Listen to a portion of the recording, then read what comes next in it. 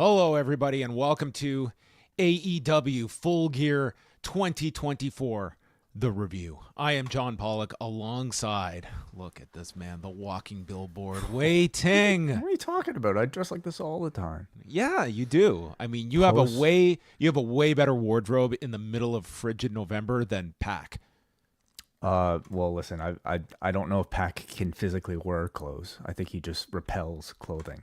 So I don't know if he'd be eligible for a post-wrestling varsity jacket, but those of you listening to this might be.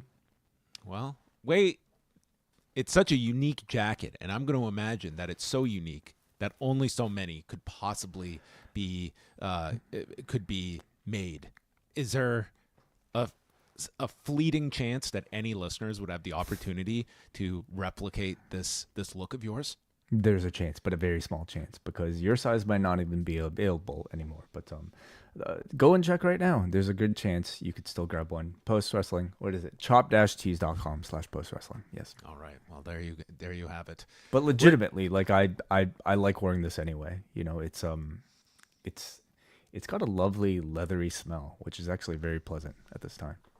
You look like one of those guys in high school that you would not want to be on the wrong side of. Is that right? You look like one of the big football players that are just, you play for post high. Somebody wearing a jacket representing a pro wrestling podcast, that would be enough to intimidate anybody. I'm definitely generalizing. Sure. I understand that. Well, we have a lot to talk about tonight. It is Full Gear night, where we just wrapped up hours of wrestling from the Prudential Center in Newark, New Jersey. How did you feel this afternoon, Wei, going into this show?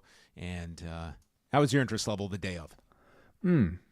These are always interesting questions, because I would say, like, for me, I was still excited because AEW pay-per-views still maintain a high level of consistency in delivering high quality.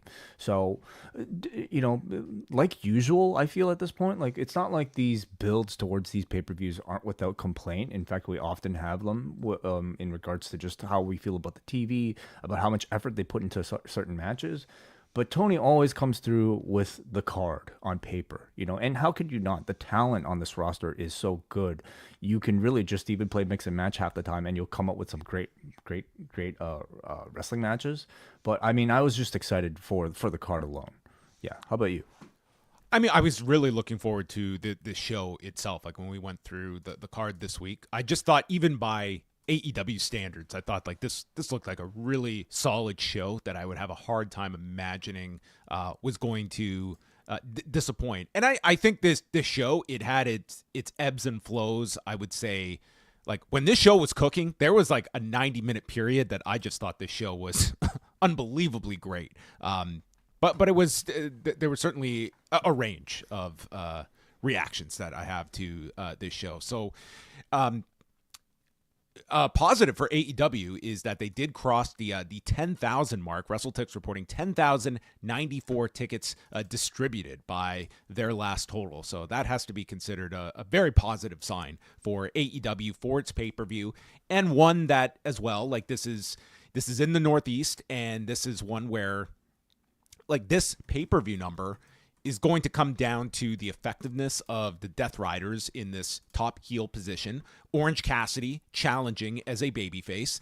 And I'm not even exaggerating. I think, like, outside of that main event hook, I think interest for the show, this is not going to affect the pay-per-view number, but interest in this show, I can't completely dismiss Big Boom AJ. And just people, at least I would say more so in the New Jersey area, that this guy was incredibly over. And if these two moved tickets, then it would, I think, deserve some credit for that, because this guy was really over for this 0 hour. Well, I know at least one person that went for this particular match, and that was John Cena's son, Lorenzo, who I don't think usually shows up to shows with Dad, but because the Big Boom AJ happened to be on the card, he wanted to see Big Boom AJ get beat up, is what Cena said to me. So sold at least one ticket for Lorenzo Cena. Yes. I'm going to present my mea culpa and give a public apology here. I think it's only right when we get things wrong, we do have to acknowledge them. And I think for the last 3 weeks, I've been referring to him as Big Justice AJ. And I have conflated these two the entire time. Now, I will also say not one person corrected me, so I don't know if anyone even noticed this, but I did. And there we go. I learned tonight. This is Big Boom AJ, and Big Justice is the child. I'm 80% sure that's accurate. Yeah. I mean, I'm looking forward to it, to talking about the match. And the amount, any criticism that you might give to that match, you simply have to ask, what else would they have put on the 0 hour that could have garnered the type of attention that this match has, garnered for AEW? Nothing. This was arguably one of the better experiments that they've ever done for a 0 hour. Well, I admit that I think I am in my kind of a silo, I think, when it comes to a lot of social media and such. So I'm not the best indicator of this. Like, even in the lead up to this, like, I did not see this groundswell of anger of people that this was happening. In fact, most of what I saw were people defending this, but I wasn't seeing like the offense that was coming against this idea. I'm sure it was out there. I'm not doubting that. But I mean, from the windows that I saw tonight, I thought this was pretty well received, and certainly it worked for the live crowd. You talking about the match or the pay-per-view itself? Oh, I'm talking about just the involvement of Big Boom AJ. Right. But let's go from the beginning of the show. And I will say, when I logged into the show, I started around like 7-ish. So I'm, the first like 20 minutes or so, it's just the panel, which included Renee Paquette, RJ City, Jeff Jarrett, and sitting in was Paul Walter Hauser, who is in New Jersey filming a Bruce Springsteen movie with Jeremy Allen White, who is playing Bruce Springsteen. So this kind of felt like, he was in the area and they got him on the panel. Didn't do any angles on the show, but they at least they did keep him and Jarrett on opposite sides, and I guess they mended fences after their feud over the Emmy Award. I almost completely forgot about that. Yeah, well, they did not. They did at least acknowledge this. When are we going to get Jeremy Allen White? Who did he play? Carrie. He was Carrie. Carrie himself. When are we going to get him on one of these? You know what? Chicago. Next time they're in Chicago. Maybe when Kevin comes out and he's good. That'd be kind of weird, wouldn't it? Yeah, that would be that'd actually be really weird. So the first match, they had like this overhead shot. It's like I knew what like the attendance was going to be, and this would fill out. This first match, before the entrances, this felt like the first fight of a UFC prelim because Excalibur, the fans are still filing in because there were probably a couple hundred people at best here, but they were rapidly filling up these seats. But it's Deonna Purrazzo in her home state with Taya Valkyrie taking on Anna Jay. And I would say my biggest complaint, this was almost as though it felt like this crowd did not know the matches were beginning this early because it really felt like a crowd that was barely getting to their seats by the time this was in the midst of happening. So Sino actually, like, funny enough, in our group chat said, did this match happen? Did Deonna Purrazzo versus Anna Jay happen? Because apparently he was told to show up at 7, and this match took place before that, and he didn't even know. So a bonus for people who decided to show up early, I suppose. I don't think your overall thought on this show was going to be swayed one way or the other by Deonna Purrazzo and Anna Jay. It was a 0 hour match. We had really just no heat in this for the stated reasons. Deonna tried for a Koji clutch after a flatliner. There's an iconoclasm by Anna Jay. Goes for the Queen Slayer, but Purrazzo breaks out. She's constantly going for the Fujiwara. And then Taya grabs Anna Jay, pulls her to the floor, and spears her, leading to the referee ejecting Taya Valkyrie. This is in our very first prelim match. And this at least did get the crowd reacting because the ejection spot is the 100% guaranteed reaction spot. And then after a Fujiwara by Deonna Purrazzo, Anna Jay just rolls her back into a pinfall in 7 minutes and 23 seconds. So Anna Jay wins, and that was that. Yeah, I don't know why the referee didn't disqualify what was it, Deonna Purrazzo, after that like very blatant Valkyrie spear right in front of him. This isn't SmackDown from Friday night. I guess so. Ref's discretion, as always, as the even commentators explain here, but it was perfectly fine. It was like a decent exhibition match, a bonus, that I don't necessarily think impacts the show one way or another. Lexi Nair spoke with Billy Starks, and essentially what this was establishing the four-way match that's going to happen for the ROH bracket for the upcoming Women's International Cup, which is going to have a representative from ROH, AEW, CMLL, and Stardom compete in a four-way January 5th at Wrestle Dynasty. So the ROH bracket will see Billy Starks taking on Red Velvet, Layla Hirsch, and Athena, and they all got involved here, and this broke into arguments, and they all think they're going to win this match. Sure, wouldn't you know it? Yeah. Like this was like kind of like some of the lone ROH crossover that we've had maybe in quite some time, at least like maybe outside of like a Rampage, perhaps. I don't know, but I feel like they could do a little bit of a better job, maybe giving us some slight introduction to some of these people, or at least reminders of who they are, what this belt is that Red Velvet is holding, whatever. What's this belt that Athena is holding, other than the ROH title? What is that? That Athena has? Oh, sorry, yeah, that Athena has. What is it? This spinning belt. What is that? I don't even know. It doesn't matter. Like, so, I mean, I know that they're not giving that much time to ROH on TV, but I think in a segment like this, it wouldn't necessarily hurt to just get some introduction, or just even a weekly, hey, like, guess who's the spinning belt champion right now? Well, I would argue that this was probably not the time for it on the pre-show of your pay-per-view. This is kind of what TV is for, but it was just kind of here on this show, I guess, to announce that this match is coming. So that's okay.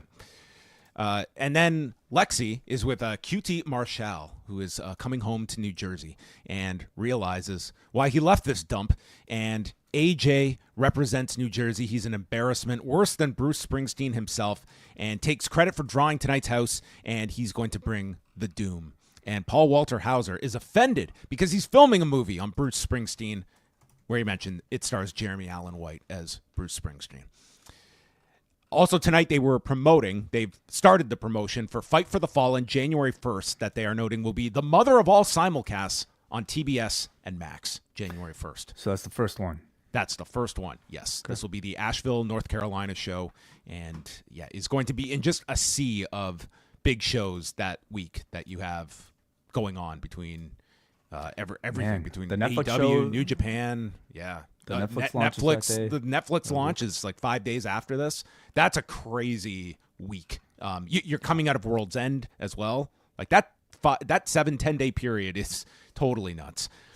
Dante Martin, Komander, The Beast Mortos, and Buddy Matthews. This was added last night, and again, the crowd was still filing in. Like people were there were more people than the last match, but you were still kind of battling that. But they had a pretty entertaining four-way here, where it was just everybody getting in their big spots here. We saw Mortos with this great tornillo to the floor. Dante followed that up with a tope con hero, and Buddy Matthews just 100% babyface at this point. I think the House of Black are babyfaces. When did this happen? At some point, because Buddy Matthews was a pretty big asshole to Adam Cole. But even in that match, he was kind of like doing it to maybe further to wake Cole up. You know what I mean? Like to get him out of his insecurity. Like that's the story that I kind of read coming out of it.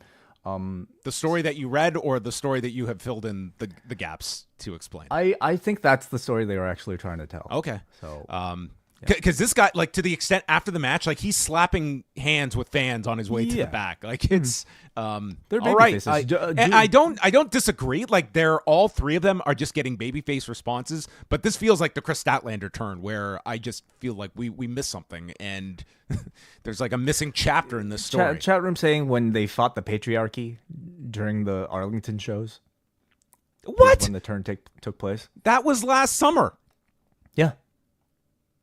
Okay, they have not been baby faces since the summer. All right.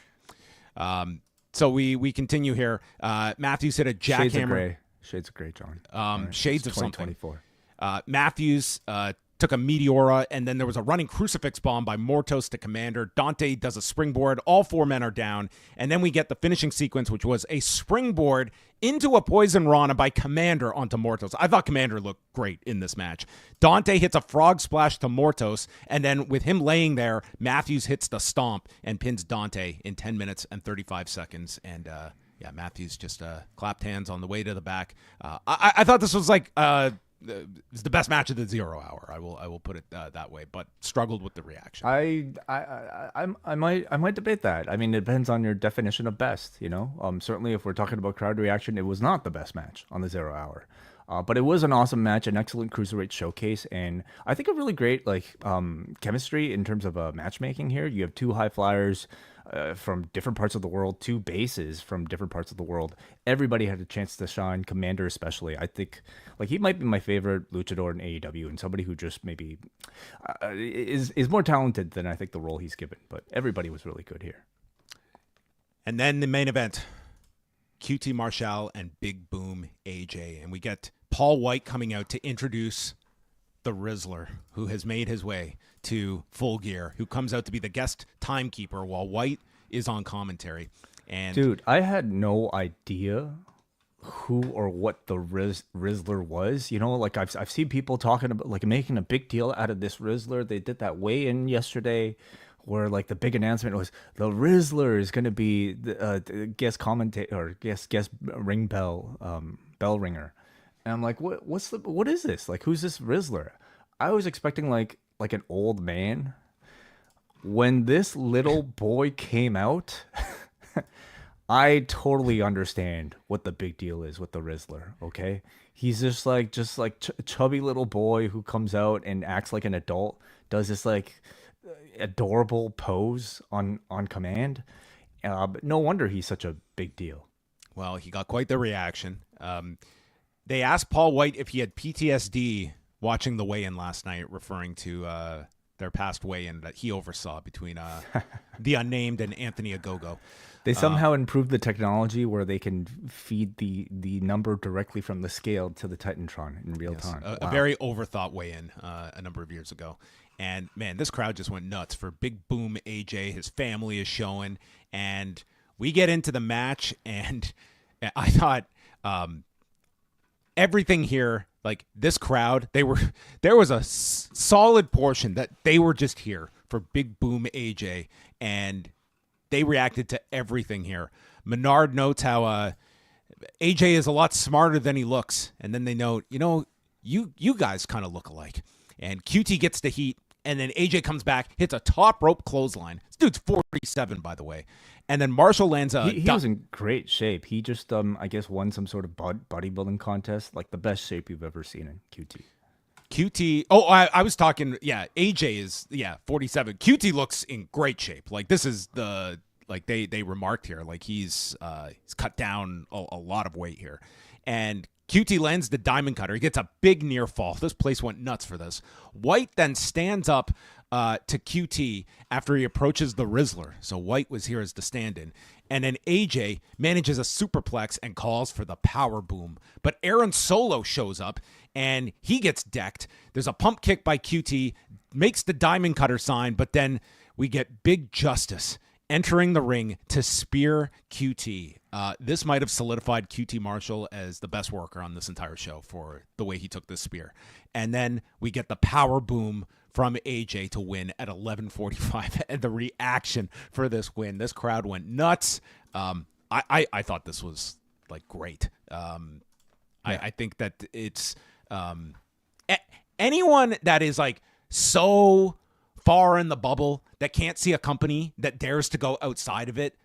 It's just, I hazard to even make a big deal of it because I don't think there was that much resistance to it. But if there was, this to me was one of the better crossovers that AEW has done in recent memory for me. That from all indications, moved some tickets in New Jersey, got them attention on the Tonight Show, and I think that this totally worked. And for a 0 hour match. Yeah. So whether or not maybe you personally saw some of that, negativity towards the booking of this match, you can definitely understand maybe the hesitation on AEW themselves to make a bigger deal out of this than they did, because they kept it completely off of Dynamite, other than that one segment we saw this week, and then that one segment we saw on Rampage. Otherwise, it was a completely online built match with very low stakes. And it seemed like maybe the intent was to make sure that they weren't taking any attention away from the actual wrestling or wrestlers on the actual show. And they weren't using these guys to sell the pay-per-view either. Yeah. I think because of that, maybe it certainly over-delivered on like what little sort of room it was given, what little expectations I think everybody had for it. And in some ways, maybe it had people actually complain that they didn't feature this enough on TV. So I like Tony said, there are lessons he's learned from all of this, and we'll see how it will play itself out. But in effect, this was really excellent, very well done. Listen to the crowd engagement. This was the loudest that the crowd was all 0 hour. Maybe you can even argue one of the loudest reactions on the entire show. They built good hype for it online themselves, delivered a satisfying match that definitely engaged this crowd every step of the way.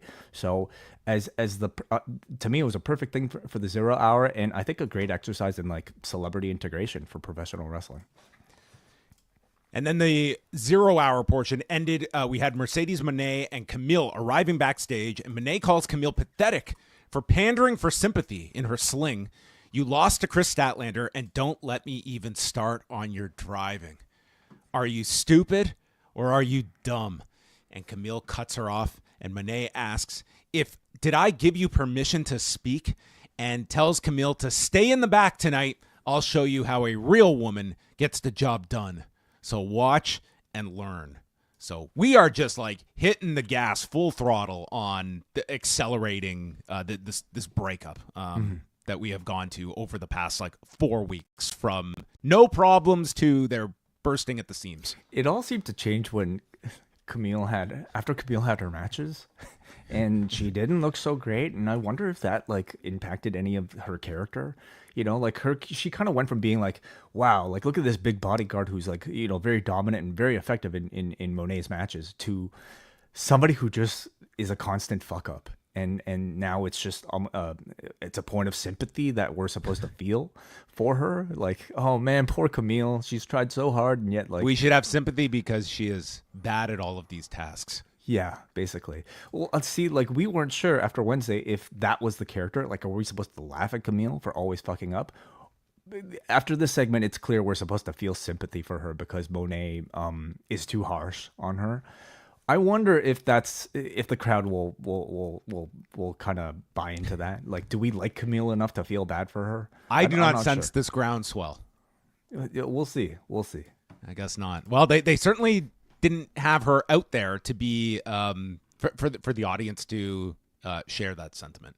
And then they ended with the November Rain video again. And, I should say, before we end the 0 hour, we had a live performance of the House of Black's entrance. This, I think, was the babyface turn. Oh, I'm sorry. I completely skipped this. Okay, well. Live performance from a band? Really? Yeah, their band played. I think this is called Absent in Body. All right, cool. Yeah, I don't did you like it? Give me a review of the music. I also was skimming through this. I was trying to catch up, man. A lot of screaming, and it was. Yeah, okay. They all came out, and we go into the pay-per-view. Hey, I thought this was a very palatable 0 hour. Okay, 3 matches. I thought one of the better 0 hours of just. Yeah. I won't say of like match quality that some of the others have had, but I thought of just a range of things that worked. Yeah, I thought this was like a pretty easy watch, and I think the key thing was the celebrity involvement that I did think was one of the stronger points on the show overall. So we start off with the AEW tag title match. It is Private Party defending against Malakai Black and Brody King, the Outrunners, and the Acclaimed. Max does his rap, just making fun of the live band and all of the teams, and then he takes the microphone and he just whips it at Bowens, who has to go grab the microphone to complete his portion of the introduction. So subtle. Yes. we start off. Private Party also got a special entrance with. This was great. At the beginning of the show, we see all the dancers on the stage for Private Party's entrance, and there, smack dab in the middle of them, is the floor director before he gets out of the way. Great shot. And then we get into it. Outrunners got a pretty big reaction coming out here, and at this point, the crowd's pretty much showing up at this point, and it did look very good on television. It's not very often that you have AEW shows now hitting 5 figures. No, it sounded like for the most part, a pretty lively crowd. Yeah. House of Black got cheered after entering the ring, and they all gang up on Brody King for a Scissor Me Timbers, and then we get into stereo 450s from Private Party onto the Outrunners, and they tease the Total Recall, but that's avoided. And then they hit the Total Recall onto Brody King as the crowd chants, "Fuck you, Caster." And it Max is just amplifying the heat while Bowens gets upset and he's arguing with his partner. And then, this match is going along fine.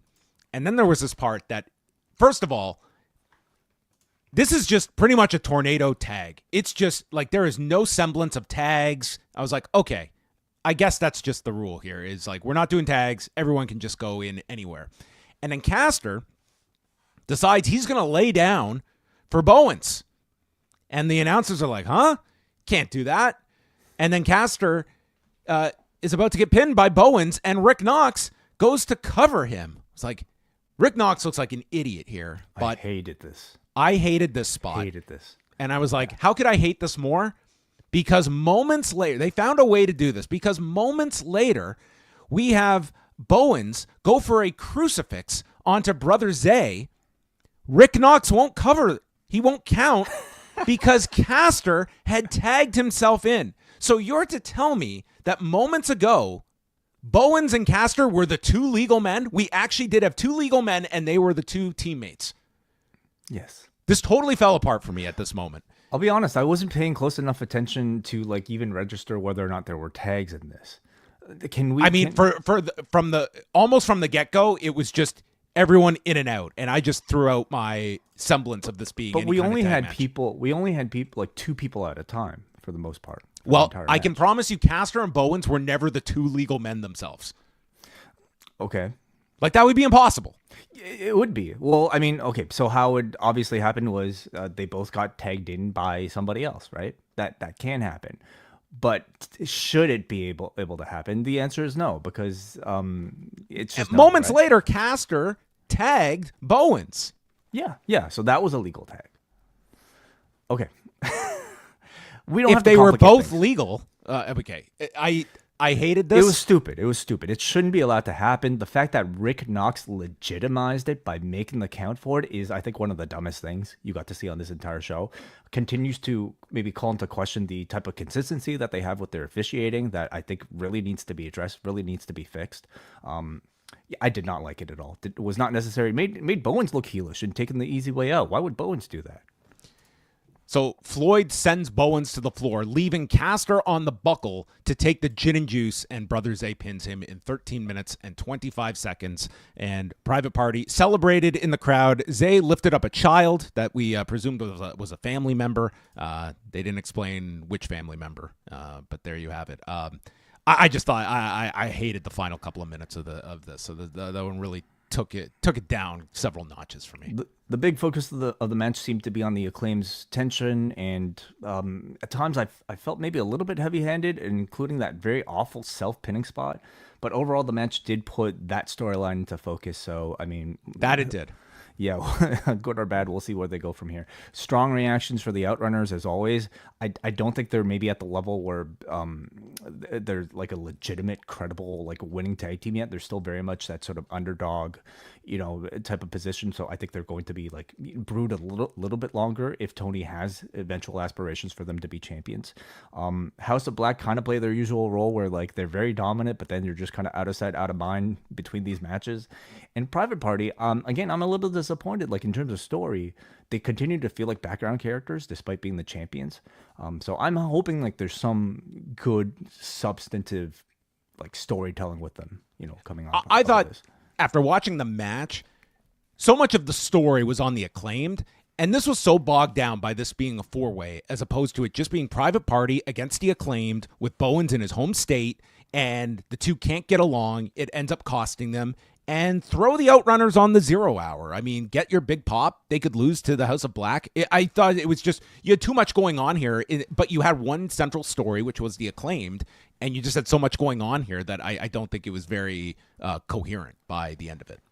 Maybe they felt like, the Outrunners are hot right now, put them on pay-per-view, let that feel special. They also probably wanted to get some of those tournament matches in for TV, right? Well, that was our payoff. Lexi Nair is with Orange Cassidy. He's going to send a message to the Death Riders tonight after what they did to him on Dynamite. AEW means everything to all of us. Moxley has never needed AEW, but Orange knows he wouldn't exist without AEW, and he's going to prove that AEW doesn't need Jon Moxley. A good promo here from Orange Cassidy. Yeah. MJF and Roderick Strong was second on the pay-per-view. MJF comes out, and he gets onto the microphone calling New Jersey disgusting whores and says, this felt like they were very concerned about MJF just getting cheered by everybody. As they should be. I guess so. Because Roddy is a weak babyface. It's like he's not even the principal figure in this entire feud. Well, they booked this match, not me. So So MJF needed to do this. Well, sure. He says that Strong is white trash, just like the New Jersey fans, and this is the dumpster fire of the world. And I'm making millions shooting movies while your mom is shooting your daddy. And Roderick just goes after him and attacks him. Like, Roderick is pretty much like nonplussed from this. It's like, okay, cool. Like, it's not like he's like getting into his head and he's like losing his cool over this, or you're even like really, oh, Roderick, get him. This is such an awful thing you're doing to him. Roderick's just like, I heard all this stuff in school. It's not nice, but freedom of speech, man. Like, okay, dude, you seem okay with it. It's so anyway, this one had a very bizarre winding road to this match on pay-per-view. And so Strong at first goes after him on the floor and misses with a chop and chops the post. And this became the focus of the match because MJF bends his fingers inside the turnbuckle and works on the hand. He's calling Roderick a bum. And we still got dueling chants here. So, these disgusting whores, they were very loyal to MJF, at least half of them. And Strong makes a comeback, Irish whips, and then drops him back first onto the guardrail. MJF hits a back body drop into the corner, and with Roderick upside down, he super kicks him, teased a Panama Sunrise, but can't hit it. And then it's Strong working for a Texas Cloverleaf after working on the back, and Nigel keeps bringing up the injured hand that MJF attacks and can't get the full grip for the Texas Cloverleaf. But Strong manages an end of heartache, the foot gets on the rope, and then after a sick kick, MJF catches him with a brainbuster. Both men are down. And then Strong rolls over, drapes his arm onto the chest of MJF, and the arm he's using is the injured hand. And as MJF kicks out, he snatches the hand into the salt of the earth for the tap in 13 minutes and 40 seconds. A tough spot for Roderick Strong. And I would state at the end of this, it just felt as though, like, this one just screamed that we know this is a relatively cold match, and we're going to go for like the lowest common denominator we can to just inspire some reasoning for you to get behind Roderick Strong. And it just felt like very, low-hanging fruit in the span of a week that we're just going to go for, the mom shot the dad. It just felt like it's like, where has all of this come from? It's just, and I don't know. At the end of this did not feel like a standout match on the show. By the end of it, MJF wins. And that was that. But I would not say, like, it was a fine match, but it's not like this was one of those, like, big MJF pay-per-view matches that is typically one of the big matches on the show. I thought it was satisfying for what it was, but it didn't really overcome, I think, lowered expectations for it in the first place. I feel like this was a bit of a handicapped, like, build for it because MJF was not around for whatever reason. They chose to focus so much of the story on Cole versus MJF, but kind of half-assed, like put Roddy in there as well without necessarily giving Roddy enough like storyline material to make him feel like a capable babyface in the build up to this. So given like what they had done prior to this, I think you needed an MJF to come out to cut a low-hanging fruit type of promo in order to swing the crowd to his way. As far as like low-hanging fruit promos go, I thought he did a good job. You know, like you needed any help you could in this instance to make up for the lost time with MJF not being around and to make up for a weak babyface that they had in Roderick Strong. So and they also used body part psychology to, I think, pretty good effect to make Roddy. I did like the hand stuff. It was a well worked match. I liked the stuff with the hand.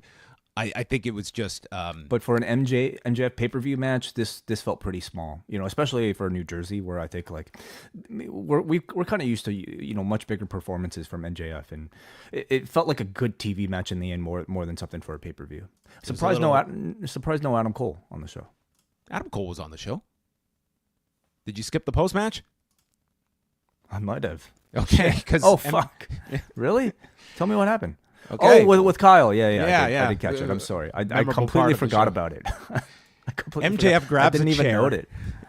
He places the injured hand and arm into the chair and stomps it with Adam Cole. I can confirm it was Adam Cole running down. And MJF runs off. And then Kyle O'Reilly runs out with Matt Taven and Mike Bennett. They're checking on Roderick. And Kyle is upset at Adam Cole and shoves him and screams at him, blaming him for what's happened to Roderick Strong. I would be blaming MJF for what happened to Roderick Strong, but that's just me. And Kyle leaves with Roderick Strong. So, yeah, I'm sorry. I guess I just like take notes so closely after these matches, and I have such a small window of time between matches to get my thoughts out that I just completely forgot about this. I don't watch these pay-per-views live anymore. I start late, and then I have times to. I eventually. But then, anytime you do you pause the show? Do you pause the matches in between? But then, how do you catch up? Because I pause, I type my notes, and then I got like 8 minutes to catch up on it. It's impossible to find 8 minutes. You can make up time on those video packages and such. You know, all right. Everyone gets this down to an art. Yeah. So that's it.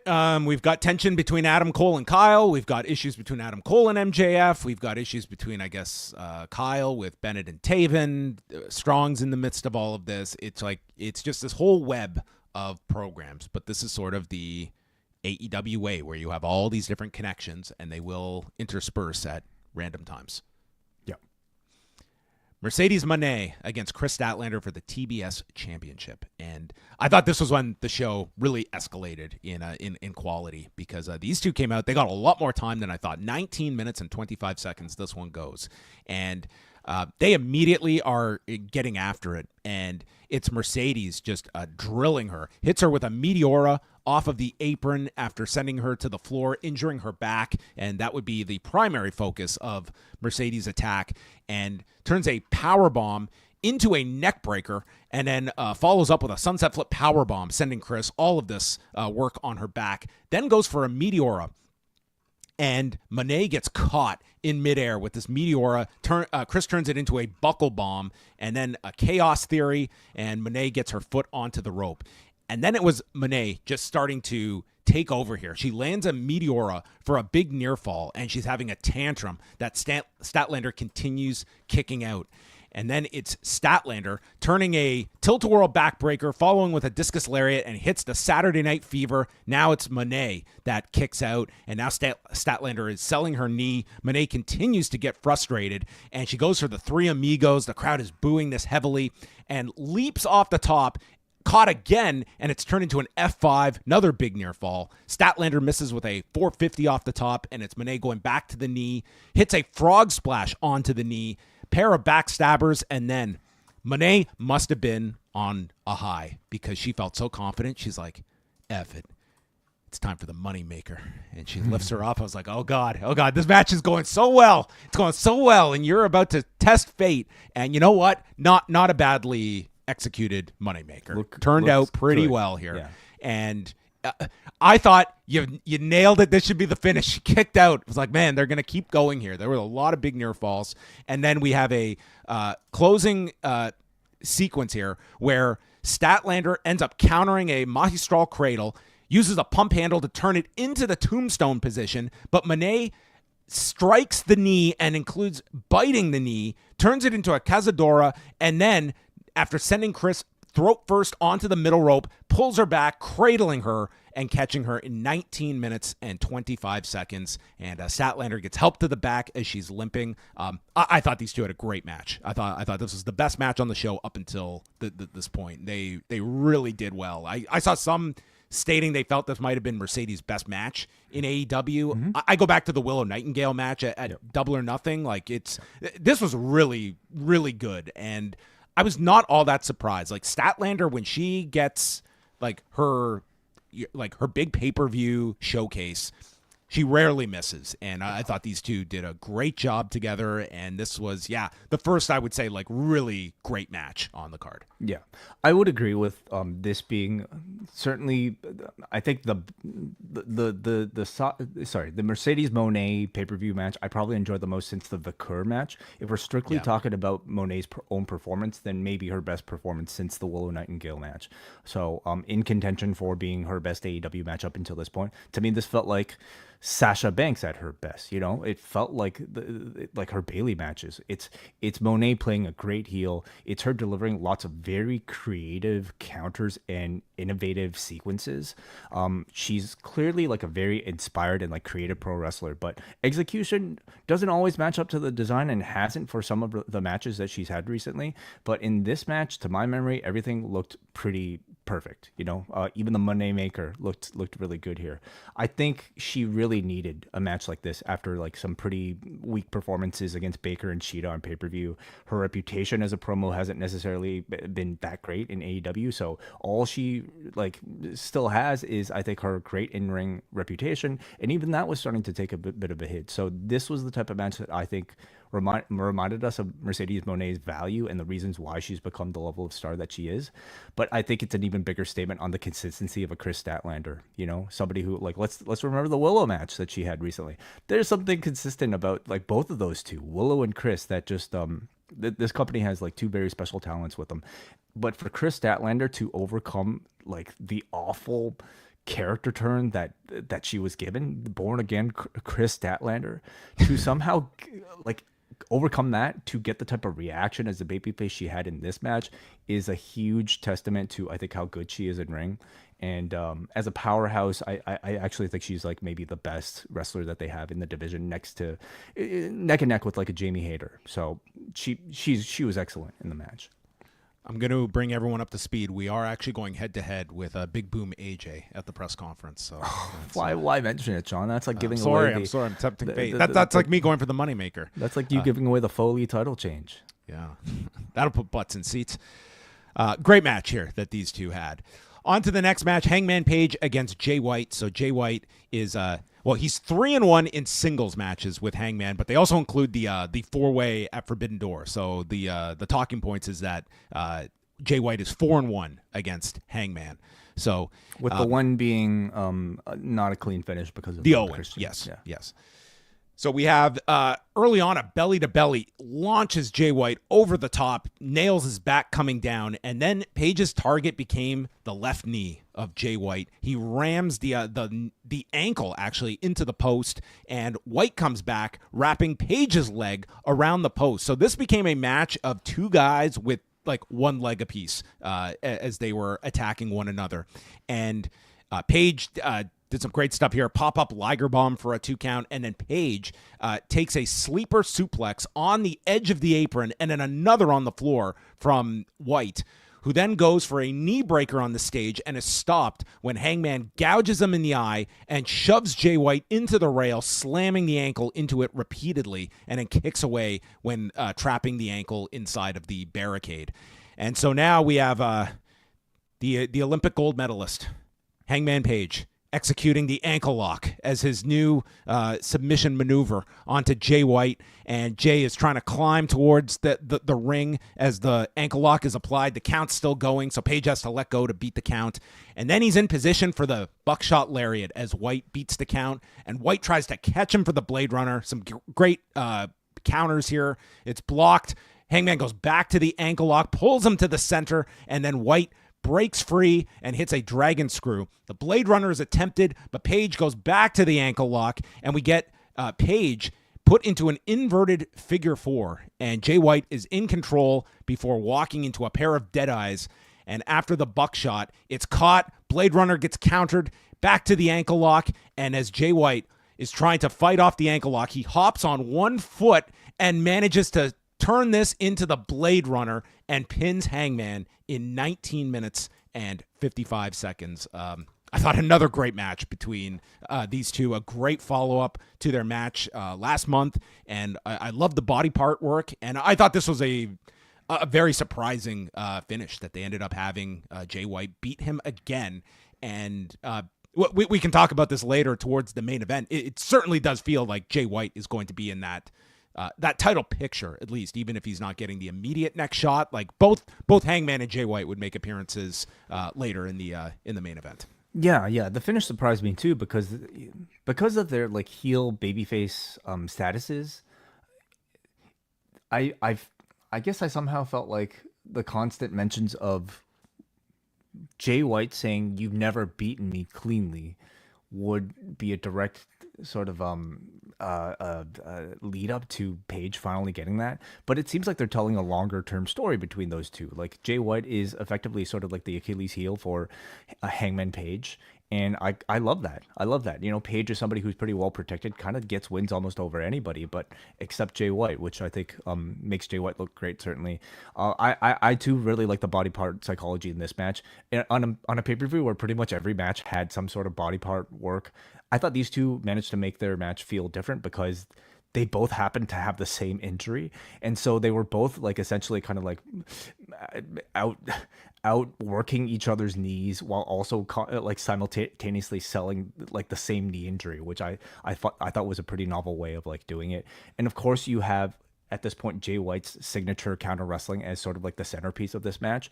What I loved about it was that coming off of their last match, this kind of told the story to me of Hangman Page learning from that style and thinking that he has outsmarted the counter wrestler. So you had a lot of great sequences where it was like Hangman going for a move, Jay White countering it, and then Hangman immediately countering it, but White still out countered Hangman. So I mean, they told a great story of like Hangman being obsessed with this guy, studying his style, but still not being able to out counter the master counterer, which I kind of feel like they should have maybe in some ways promoted a little bit more heading into the match, because I don't think the build for the match was that great. Like, I don't think the build of the match is reflective of the type of story that they tell in the match itself, which is, to me, the great counter wrestling that, to me, Jay White is should be known for in this company. Thinking more towards the end of the show is, towards the Continental Classic and like who gets this next title shot, who is put into the Continental Classic. And I do think a big mistake, and AEW did this last year as well, is that the Continental Classic begins on Wednesday. And we don't know any of the participants. We don't know any of the blocks. And I just think you really lose something by not giving people like that chance to like kind of look at all the different scenarios. Like, look at the G1 when they announce it every year, and you've got like weeks to look at these blocks. And I just think it's just a wasted opportunity. And I know you kind of had this pay-per-view to get through, but I think that is, you want to make this annual tournament and all the matchmaking and booking ideas. I just think you could really make this an engaging tournament for people by putting that stuff out and just give people like 2 weeks to know who's in this and all the different matchups you get to look forward to. And like another common complaint last year was not knowing when the matches are taking place and when you can expect like this person facing this person, because the lineups are going to be stacked and you're going to get all these cool matchups. But it's kind of building that anticipation that I think they missed out on last year, and it kind of feels like that this year. Yeah. That might call into question maybe a bigger issue of like how much pre-planning is going on in AEW. Perhaps there's some hesitation on their part because maybe they feel it might telegraph or distract from some of the current stories that they're telling. But I don't disagree. I don't think it's ever a bad thing to like, announce some of these things ahead of time. Like, Maybe could you there's some imagine surprises, if, though. like, in the last like week that you come out with the schedule and you would know over the next month, okay, this match is happening on this Dynamite, this Collision.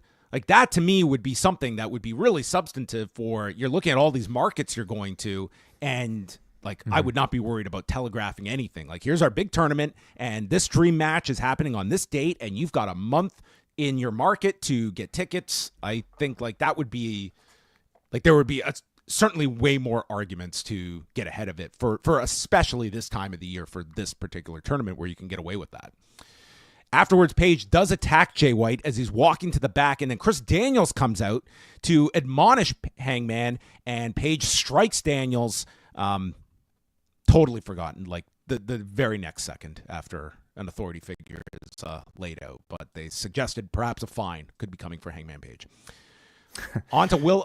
I mean, man managed to burn another man's house down without much repercussion. I wonder what the fine would be for attacking Chris Daniels. Well, what was the purpose of this then? I mean, I suspect he'll get suspended or something, but certainly wasn't ejected out of the building. No, he was not. No, he was not. Yeah. Will Ospreay against Kyle Fletcher. What did you think about the placement of this match? This was kind of right in the middle of the pay-per-view. I thought it was perfectly fine in that there really is no great spot to put a match like this other than the very last match on the show, and this was not going to main event this show. Anything that was going to follow this was going to suffer somehow, so might as well maybe put it in the middle so that it would have enough of a buffer before the main event. So we had some interesting costuming choices. We had Kyle Fletcher out in white with a crown that he is wearing, as they explained, to become a king, you have to kill a king. And then Ospreay is out in his Punisher-themed outfit as well, going to the dark side for tonight's match. Yeah, I guess more of an anti-hero, yeah.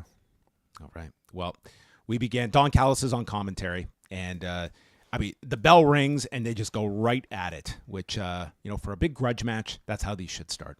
And then everyone can see all the tape on Ospreay's neck, and that does become Kyle's target, and he ends up hitting a DDT on Ospreay's bad neck and just attacks him with strikes and hits a brain buster on the floor. But there will be much more where that would come from. And moments later, Ospreay is recovered, and he goes for a handspring off the rope, and his arm gives out due to the numbness that he is experiencing. Now, I don't have a lengthy list of the best wrestlers to sell numbness in their limbs, but Will Ospreay was incredible in this match. I want a top 10 tomorrow, okay? Oh, top 10 numbness best sells. Best convincing nerve damage that wrestlers have sold. Like maybe Ishii is on that list, I would say. But I thought Ospreay, in terms of conveying, like all from that promo about sitting with his son and not being able to feel him holding his hand, like that all played into this match. And some of the things like you just had to be watching for. And I don't think there's many people better than Nigel at picking up on those things because sometimes you can be too subtle, and that stuff, a very small percentage might catch it, but others are going to miss it, and you kind of do need that person to guide you along. So, so he goes down from this, and Fletcher gains control, but Ospreay comes back, lands a sky twister press, which sometimes the arm, it comes and goes. You know what I mean? You don't need an arm for that. As long as you got your legs underneath you, you're good. And then Ospreay places his hands behind his back in the ring to take chops from Fletcher, and Fletcher winds up and instead he super kicks him, and it was a great spot where he just like goaded Ospreay, and you think he's going for a chop, and it just came out of nowhere. The timing was really well done on that. Ospreay manages a stun dog and then goes to skin the cat and catches Kyle with a head scissors, and he's going to pull him over the top rope into a tombstone, but kind of loses him, so they have to reposition on the floor and then hit the tombstone. So they continue on. Kyle ducks a hidden blade, and we get all these cool counters, ending with a Spanish fly by Ospreay. Goes for the hidden blade, but it's cut off by an Fletcher lariat, but Ospreay fires out of the corner, hits the hidden blade. Both men are down, and this crowd, they're on their feet reacting to this, and we see Ospreay manage a Styles clash, hits the hidden blade, Kyle kicks out, and Ospreay starts drilling him with closed fists to the back of the head like he was Michael Chandler last weekend. Then we had the steel steps that had been set up on the floor from the beginning of the match, and they're just sitting there. And they fight on the edge of the apron. Fletcher counters Ospreay and turns it into a tombstone, coming off the apron onto the steps as Will goes down. But Fletcher refuses to win. I fucking gasped. You should have heard like my voice. I went like soprano, dude. Like my wife was like, "What happened?" I lost it. This was like way more devastating than any Tiger Driver they've done, other than the first Kenny one. Like this is the type of spot that should take somebody out of action for a year. Like it was nuts, and it wasn't even. It's a good thing that Kevin Owens loved Randy. Yes, because if he hated them, he would have done a tombstone off the apron. This is what's reserved for hatred. It was like the real big spot of the match. But I really enjoyed like Kyle. He's grabbing Will, and the camera's in on him as he won't accept a count out because he knows that that's a way that Will won't be able to accept that I am better than you. He wants to pin Ospreay and rolls him into the ring and hits the Grimstone, which is his pile driver. But the best part of this move was as he's going to hit this pile driver, Ospreay's left arm is just flailing. And it's just like this little subtlety that they mentioned here. And it's I just thought both of these guys were incredible in this match, but some of this selling was tremendous. So I thought the tombstone was going to be the big spot of the match. This Grimstone, like it was essentially a gonzo bomb. Mm-hmm. And it was about as like convincingly done as I think you'll ever see something like that. You know, like the Tiger Drivers. The Kenny one looked very vicious, almost too vicious for people's comforts. The subsequent ones they've done have looked very protected, and I ultimately I'm happier for it. But it does sometimes get in the way of the type of storytelling that they're trying to tell. Same with this Kevin Owens, Randy Orton one. Very obviously, you know, Orton didn't seem to be hurt. Both of these spots that they did here with the tombstone off the steps and then this gonzo bomb, man, I don't know how he could have taken it any better. And I mean, obviously he's okay, so I feel comfortable enough about it. But man, like they did both of them like really, really well.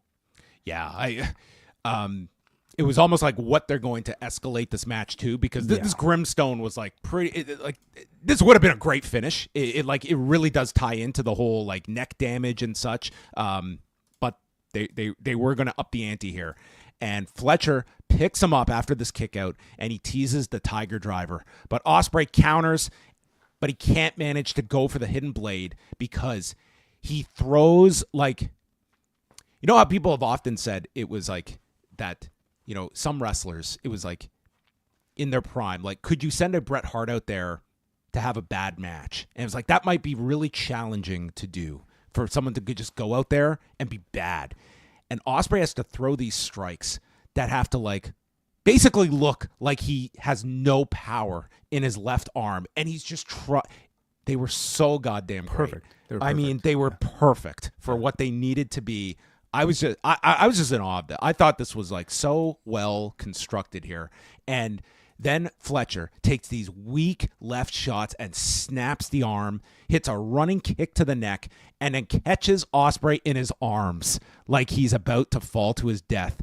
But he has one more plunge to go, and that is the brainbuster on the top turnbuckle, which he executes to Will and pins him in 24 minutes and 15 seconds, marking Will's third singles loss in AEW, and has actually, looking at this, Will Ospreay is now 0-4 with a no contest over the last 2 months. The man has not won a match since September. Right. And I don't think that's hurt his perception at all. Like at some point it will, you know, at some point, like he definitely needs to maybe rack up wins, but he doesn't seem to be in title contention right now. Like that story is being taken up by Jon Moxley and others. So why not? He should be the star of this Continental Classic. However, watching the end of this match, Kyle Fletcher might be. Well, I'm like, do you like if you're putting Will in the Continental Classic? It's like, is he winning this thing? And if not, are you going to do like an injury angle here? Because I think everyone is expecting like this to be the tour de force of Will Ospreay to end this year, is this Continental Classic. But you are doing like this level of a neck injury. Yeah. And this tournament starts this week. Well, I think it's a perfect handicap for him to have throughout the Continental Classic so that you can continue having him not deliver the best performances. Will Ospreay, to me, at this point in his career, isn't necessarily the type of guy who needs to be protected by wins. Like, he's injured, Like, when it's time to really ramp him up for, like, a title contention, I think you can, like, give him that dominant run then. But he's getting over simply based off of the wrestling alone and his performances and the great storytelling. And you can lose and still be a great storyteller. So I don't necessarily think he needs to win the Continental Classic. It might actually open up more interesting opportunities if he actually loses and doesn't win tragically, for instance. Getting back to the match, this was easily one of the best matches of the year. And as high of a bar as Will Ospreay has set for himself on pay-per-view, I thought this match took it even one step further. And that's because of his dance partner and the incredible performance of Kyle Fletcher, who, man, this guy has just shown himself to be just amazing. Certainly in contention. He's probably been the breakout performer of this year. In terms would you say leading candidate for most improved?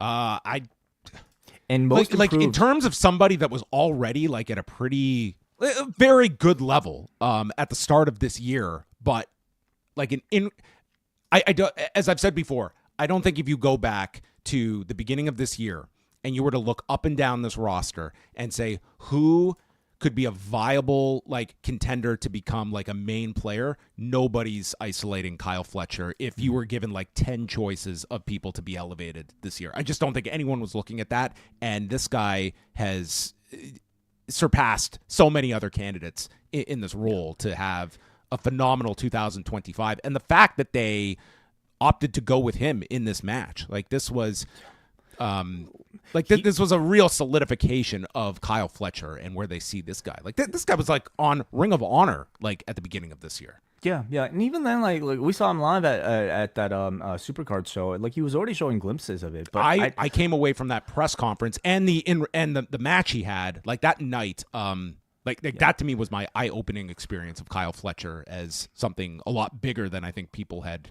seen him in his role. I thought he was going to have a strong 2024.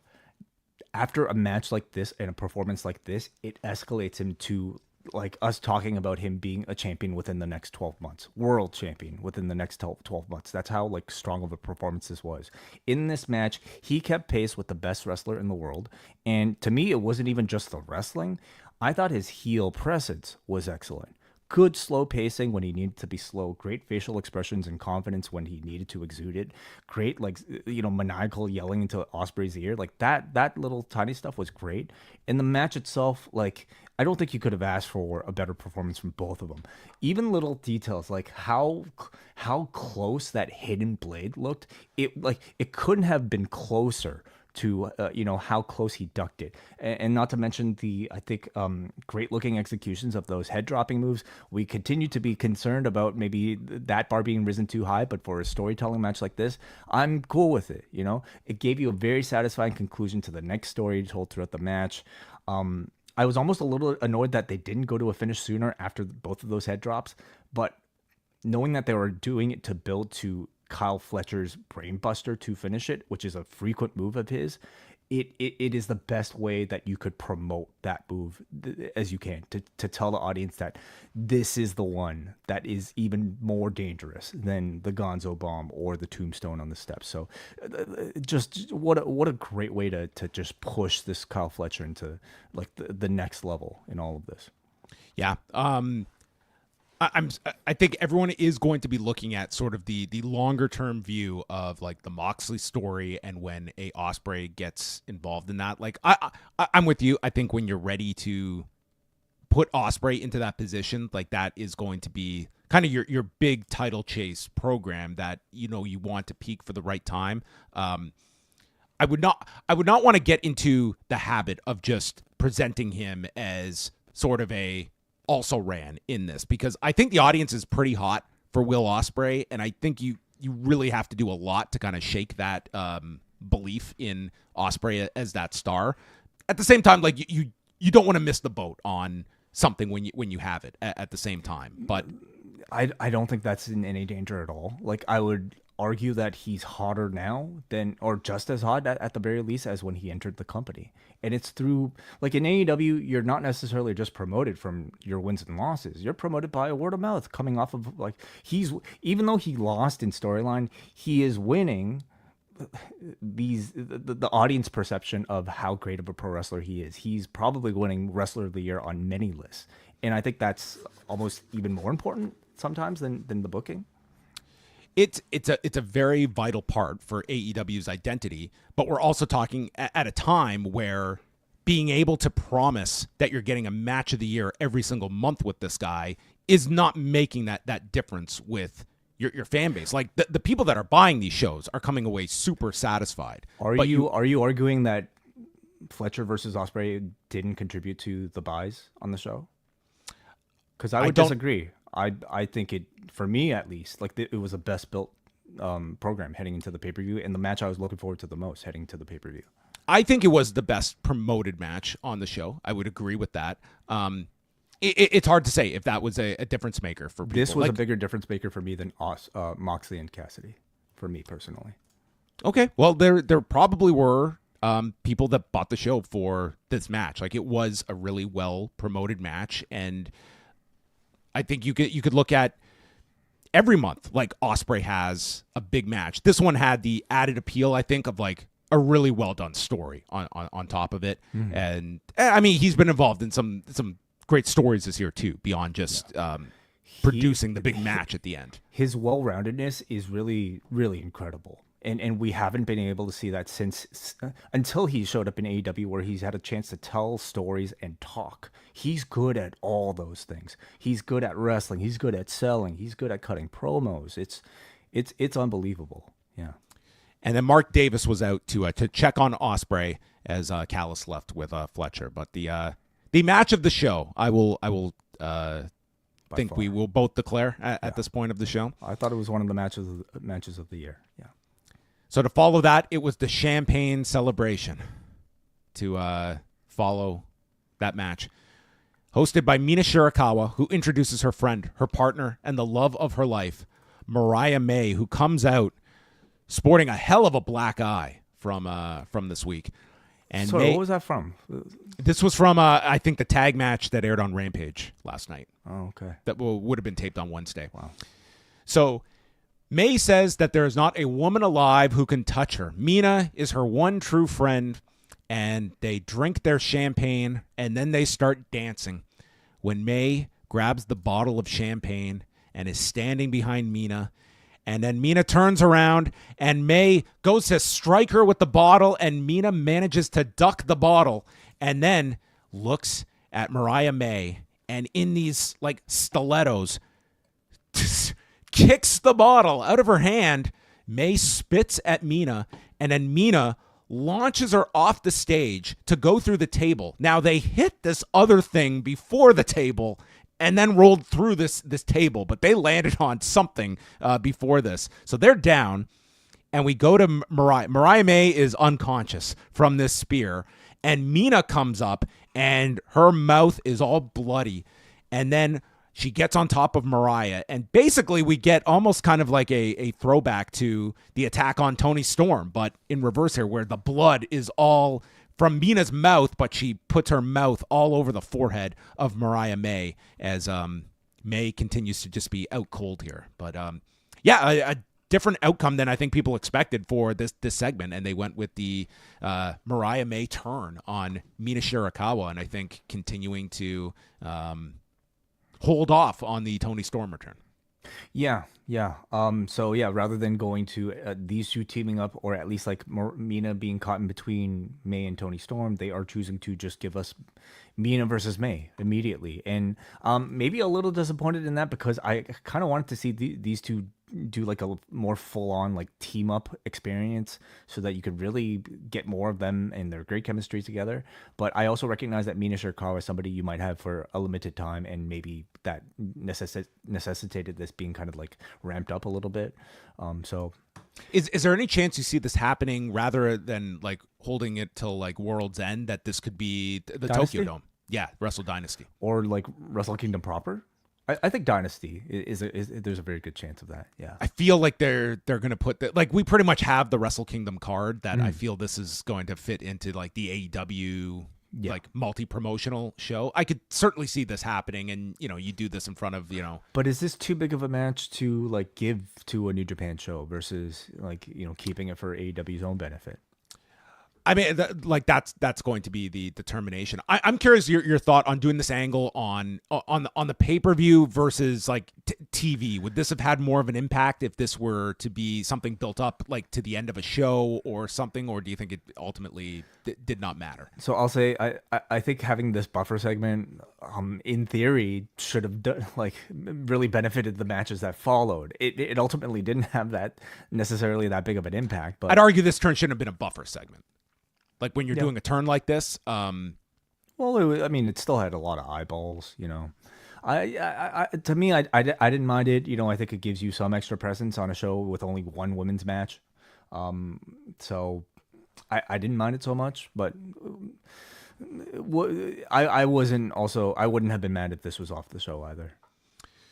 Well, that led into the TNT Championship match with Jack Perry and Daniel Garcia, and we got this preview video, which featured all these home videos of young Daniel Garcia growing up in Buffalo with a voiceover from his mother telling him about how he's always trying to help others, but he needs to look out for himself. And often that's the hardest thing to do.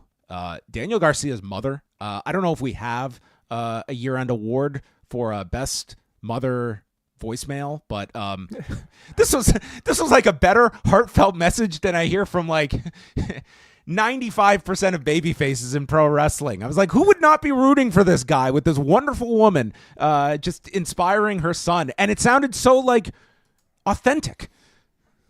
We've already discussed our best child in wrestling category. We need a best I want to mom. blow up our year-end awards. I think we need to come up with all new categories. Best okay? child, best mom. We have a few candidates. We got Mother Wayne. Yeah. MJF's mom has not really been around this year, No, so not I so think much. she's kind of out of the running. Sue's kind of retired almost, it feels. Yeah, Sue's kind of moved on. There's a whole new wave of moms in professional wrestling. So we have Matt Menard on commentary, and he does note that Daniel Garcia's mother is in attendance. How they never showed this woman is beyond me. She must have had really bad seats. I guess so. I thought for show. sure for the post match we would have seen her like come into the ring or something. Nothing. So Menard is asked about the kidnapping. He's not proud of this kidnapping, but we're trying to put it behind us. I'll say. Yeah. So Garcia Irish whips Perry into the guardrail and then just whips this chair into the post. Thankfully, this hit the post because this would have killed somebody. Menard is calling Jack Perry a sick man. Nigel reminds him, you kidnapped and tortured him. And Nigel, he had it coming to him, but I can see your point. Perry lands a draping DDT to the floor, and they bring up the MJF attack onto Daniel Garcia, injuring his neck months ago, and this is something Garcia may have to deal with for the rest of his career. So he's got his selling down for the next 2 decades. Perry walks up to Menard, shoves him, but Menard's got to be a professional. Can't just strap him to the hood of a car. And Garcia puts Perry through the timekeeper's table and then dumps garbage on top of him. And he's going for the count out. Rick Knox is at 9, and it is the longest pause as Garcia gets into the ring to break the count, and Garcia fires back with an Otani face wash, wraps Perry's hair around the rope, and then Perry takes him out of the corner for this inverted razor's edge into the corner, and Perry grabs the belt, puts it in front of Garcia, and dares him to use it, but Garcia will not fall to this temptation, instead handing it to Rick Knox, who turns his back, and, of course, Jack Perry kicks him right in the balls. Rick Knox is like the most ineffective referee in professional wrestling. More than Red Shoes? Or more than Marty Asami? Marty Asami can get... That's another category for this year's awards. Okay, these Most are all... ineffective referee. So we get another knee strike attempt, but Garcia collapses down. So instead, he gets caught with a jackknife cover. Perry kicks out, and then we get chops. Perry is smiling, so Garcia hits a pile driver, and Menard's yelling to finish him. And he goes for the Dragon Slayer, pulls him to the center, and he leans back. And, I mean, this crowd was not going crazy, but when he tapped, this arena exploded for the title change, and Daniel Garcia wins in 18 minutes and 25 seconds. He goes, he stands on the guardrail. He's probably looking for his mother. Production's probably looking for his mother. No one found her. And he leaves adorned in an AEW flag. And I thought this was a very good match. It was following an absolutely incredible match. So I would say like this was a couple steps behind like what we had just seen, not just with the Ospreay Fletcher match, but I would say like the last 3 matches before this. Yeah, it was a technically good match, but overall, the crowd's energy didn't match the type of energy that they were trying to exhibit in the ring. You could suggest that it was maybe a weak crowd, or the fact that they had to follow Ospreay into Kyle, but I personally think it's because the feud hasn't necessarily connected with me, at least, and maybe a large section of the audience. Garcia, I feel like he is involved in this Death Rider story. Meanwhile, like he seems to be on this sort of side quest with Jack Perry that doesn't really have anything to do with the larger Death Rider story. Winning the TNT Championship, I guess in some way, I don't know, brings some of the power back to like AEW side, but I don't even, to me that's a bit of a leap I'm trying to make to justify it.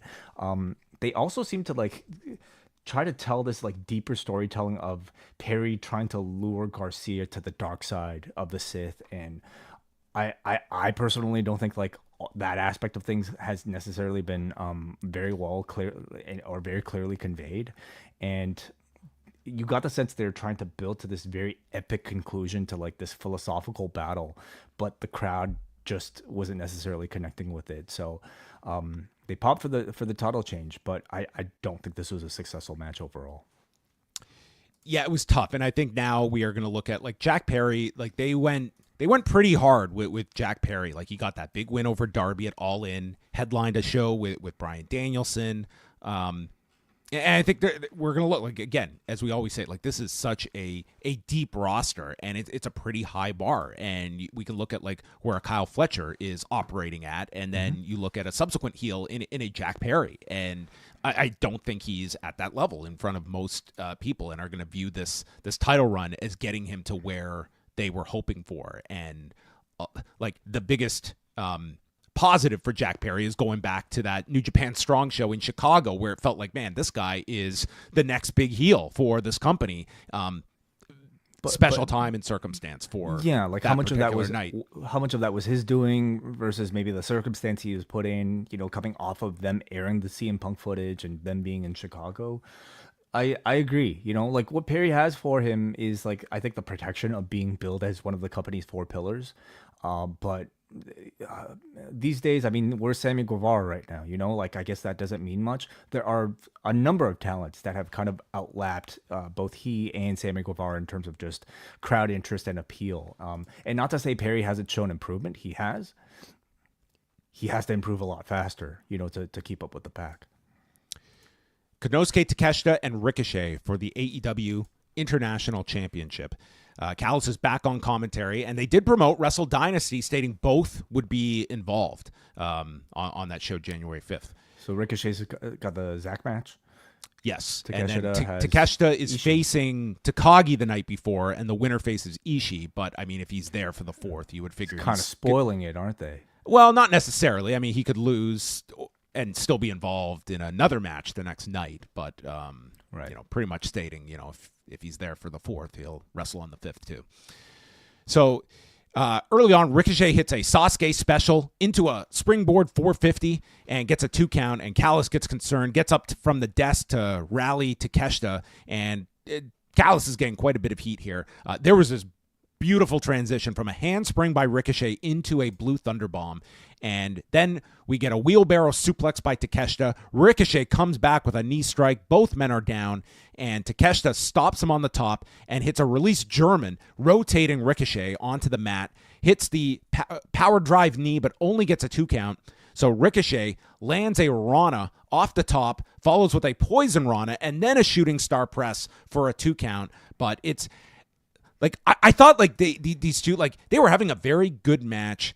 I didn't feel that this crowd had really, they were ingesting a lot of moves here, and I just felt like this was missing something that I think people associated like Takeshita and Ricochet being able to generate, and it kind of like you're doing all this big stuff, but it just did not feel like it was translating to the audience. And then he signals for the spirit gun. Takeshita ducks, a Vertigo gets countered, and it ends with a bastard driver by Takeshita, who then pulls down the knee pad. Ricochet ducks and hits a twisting brainbuster, followed by the Benadryller, which I got no reaction from the people. And Takeshita then knocks Ricochet off balance off the top turnbuckle and turns it into an avalanche Falcon Arrow, pinning Ricochet in 19 minutes and 15 seconds.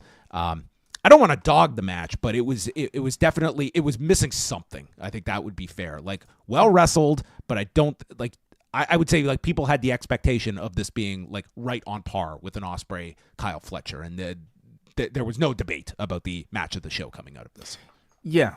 I guess in terms of storyline, this one didn't have much interest going into it either. It was announced after Dynamite went off the air, but which I don't understand. That I don't either. I would imagine there were some people that ordered this pay-per-view or went to the show that as soon as they walked out had no idea this match was happening. At the same time, if they did announce it on Dynamite, would it have made a big difference to the reaction? It's not like this was a cold match. This was promoted, and they've done this. They've been promoting this match for over a month. So, it's like, it's one thing, the announcement, but it's not as though this just came out of nowhere. But there's a difference between just promoting the match and getting people actually interested in it. But all that said, I didn't think this would suffer the same sort of like handicapped as like a Perry versus Garcia because of the crowd's respect for both of these performers. The matchup alone, for me, was enough to get me interested in the match because and it didn't affect the next match we're about to talk about as well. Because Takeshita is one of the best wrestlers in the entire world, and Ricochet still to me has the perception of like being one of the best high flyers in the world. So I was curious to see what this was, but they did not necessarily deliver that extra special thing that I think we wanted them to. Even Takeshita, for being one of the best wrestlers in the world, you wouldn't really think it from watching this. This felt like a bit of a subdued version of him. He didn't really get to shine the way he does. And I think from watching this, and Ricochet's recent matches, I do feel like he's got a bit of an issue transitioning to AEW right now. He's still enjoying a great reputation for being one of the top of the line high flyers in the world, but I worry that being in the WWE has kept him from keeping up with the standard.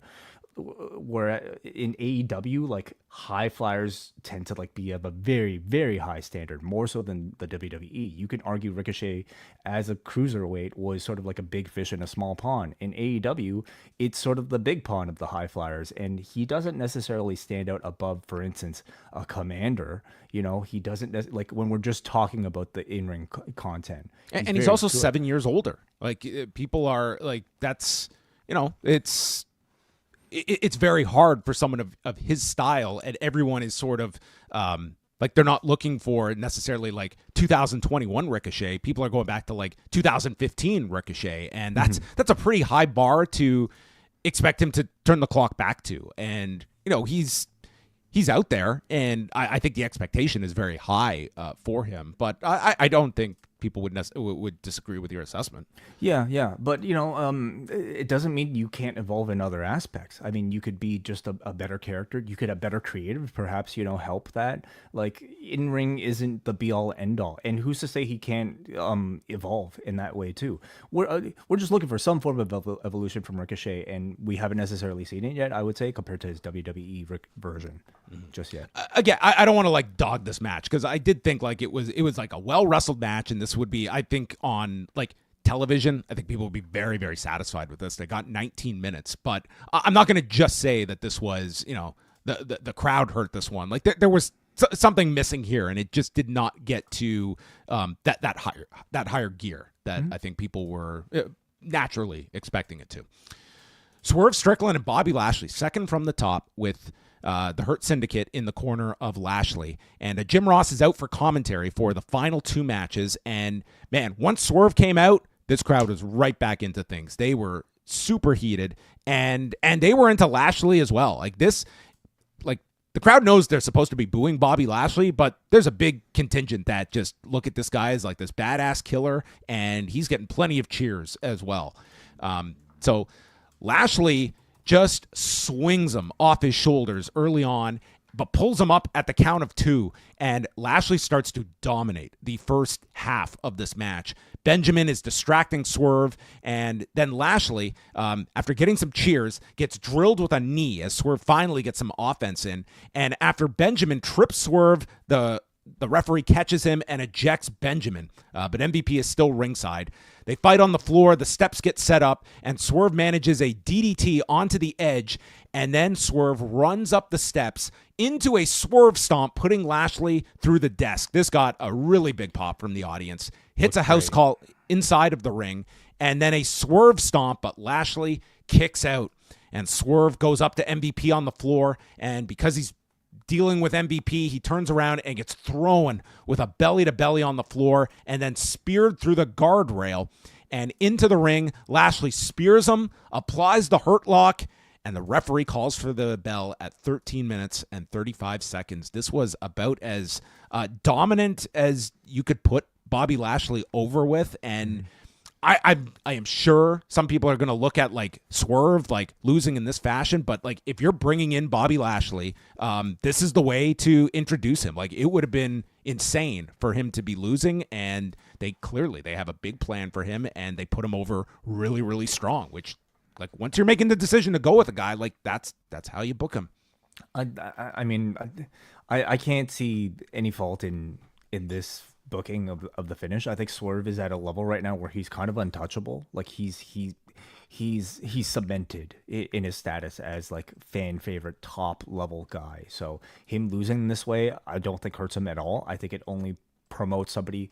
It creates an obstacle for him to overcome, which is a benefit to Swerve ultimately. So I think it's good. A win here, and this is just like kills this Hurt Syndicate's like. Then we get John Cena, Brock Lesnar, which like was the stupidest thing that they could have done back then. So the crowd got into it by the end. However, in totality, I can't say I came out of this that much more excited about Bobby Lashley in AEW as an in-ring wrestler. Okay, like we talk about maybe Ricochet. Anytime somebody comes into AEW, I'm not just looking for a direct translation of who they were in WWE. I want to see them take the opportunity to give themselves a fresh coat of paint, the way a Jon Moxley has. Adam Copeland. I mean, Miro, took Miro a while to get there, but like he eventually got there. We got the Redeemer. Shelton Benjamin, like the guy in his own stable, felt fresh, felt new, felt different.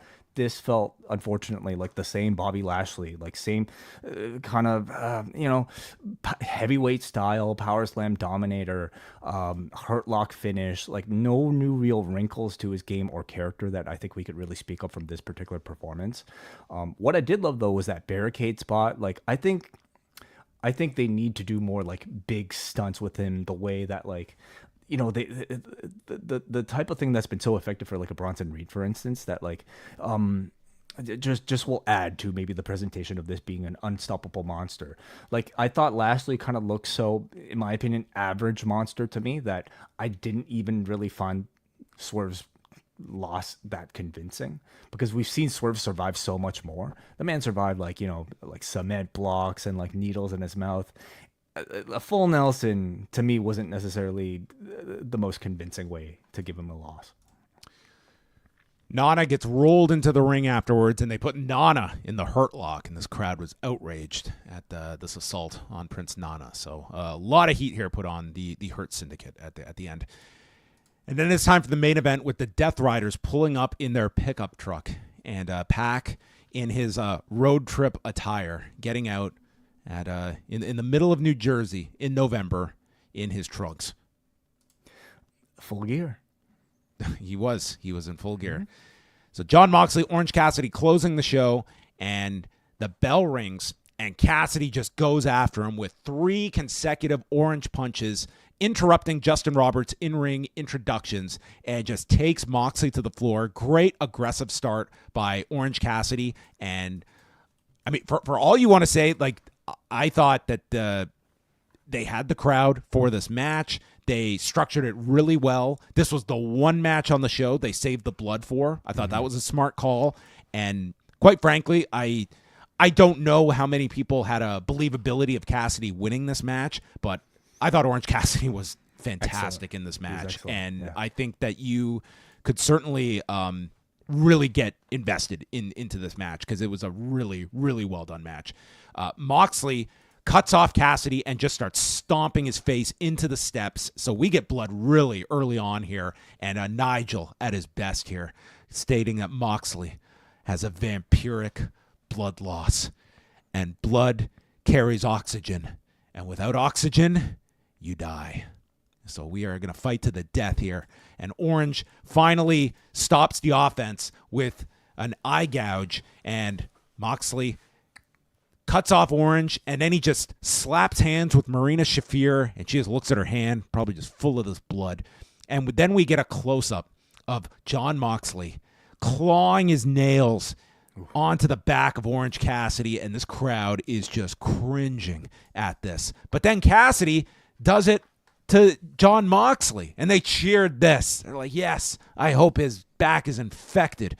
And they continue on here. Moxley goes with the standing guillotine, and then Cassidy comes off the top with a diving DDT, puts the hands in the pockets and starts kicking away at Moxley, then fires up with a pair of orange punches, and then pops up, lands a third one, and the beach break, which was how he beat him last year, but kicks out this time. And that's when Claudio and Pac arrive through the crowd, and Jim Ross is apoplectic, commanding that Bryce Remsburg toss their asses out. You know they're going to get involved. They're assassins. So the conglomeration rundown, fighting off the Death Riders, including a dive from Rocky Romero off the top to everyone. And Marina Shafir is in the ring with the briefcase. And the referee, of course, is distracted. And then the Newark, New Jersey crowd roars because Willow Nightingale makes her return and takes out Shafir, one of the big spots of the match. This got a huge reaction, and the tie-in of Willow with like Orange Cassidy. So Cassidy has the briefcase, and Bryce's back is still turned, so he nails Moxley. And for a fleeting second, dude, this entire crowd bought that Orange Cassidy was going to win this championship because this near fall was perfect. Oh, as a 2.99999, you couldn't have gotten closer. It was tremendously done. And Moxley just struggles to his feet. And then Yuta shows up in a hoodie and nails Cassidy with the Busaiku knee. And it leads to a Death Rider by Moxley, pinning Orange Cassidy and retaining the championship. Before we get into everything afterwards, I thought this main event was great. I'm not going to, match of the night is almost kind of like an asterisk because they were following Ospreay and Fletcher, but I thought this was an excellent, excellent main event. Yeah, I thought so too. Yeah, it was a very strong monster performance from Jon Moxley. You know, if we're like talking about a Bobby Lashley type of performance, I thought Jon Moxley came across as a much more convincing monster role. Like this was the type of Brock Lesnar type of believable, almost like feral energy that you were getting out of him, and it served a great underdog performance from Orange Cassidy, who is, I think he's such a great wrestler. And a great underdog wrestler. I love the way that they've adapted his lazy offense, where instead of a comedic taunt, it's now being used as part of his rebellious defiance. It's his way of like doing Captain America's, I could do this all day, or it's just like it's his way of saying, is that the best you got? So as a character, I find his evolution incredibly fascinating throughout the years in AEW, and this was another consistently great performance from Orange Cassidy. A lot of interference in this match, and I think a lot of like relying on Bryce Remsburg to have very blind peripheral vision that almost took me out of it a little bit too much. The finish like kind of had a House of Torture vibe to it, in that like it was like one of the most anticlimactic, predictable type of things you could have had. But otherwise, maybe that's what they were going for. but the body of the match was a really strong match. I came out of this and like, could I see Orange Cassidy in like a top babyface role? Totally. I thought this guy, like, he already is, arguably. He did some really great. I'm saying like a champion. I could honestly argue it. Like if this, I'm not expecting that this show is going to do a tremendous number on pay-per-view, but if it shows any kind of spark, I think that's a major feather in Orange Cassidy's cap. But even that said, like I thought his promo work in the lead up to this, like this is a very tough role to be in this position where you're pretty much the first challenger for Jon Moxley. It's no one is buying a title change coming here, and I thought I don't think you could ask better for the kind of position that he was in, and these two have fantastic chemistry and. Of where Orange Cassidy was and like this story of like that, you know, just the reluctance to even hire this guy and where he has risen in this company and the idea that you could headline a pay-per-view with him. I think it speaks volumes to how this character has evolved in the 4 years in AEW. Yeah. So there you go. That was the match portion. And then we get to the post-match and Moxley's just screaming into the camera. He like smashes it. And then Yuta grabs a bottle of like some chemical or disinfectant is what they are explaining it to be. And they pour it onto Orange Cassidy's wounds on his forehead. And that prompts Hangman Page to come down with a chair. But he takes out Wheeler Yuta and has this stare down with Jon Moxley. It's like, okay, so we're teasing this. And then Christian Cage pops up out of nowhere to deliver the kill switch onto Jon Moxley, and Page is holding his contract and then hands it over to Christian Cage, playing off their recent alliance on television for that tag match. And then Page is limping off to the back. Cage is left alone with Moxley, but then Jay White appears out of nowhere and hits Cage with a Blade Runner as his revenge for getting screwed in the Owen. And then he gets jumped by Claudio and Pac, so the Death Riders take off. That's that chapter. And so cut to the parking lot. Never a good signal in professional wrestling when we're cutting to the parking lot with minutes to go. And the Death Riders are walking towards their pickup truck. And when you know it, a truck barrels into this pickup truck and takes it out. So the Death Riders it was going to be a death ride that they just avoided. That should have been the end, them getting in the pickup truck.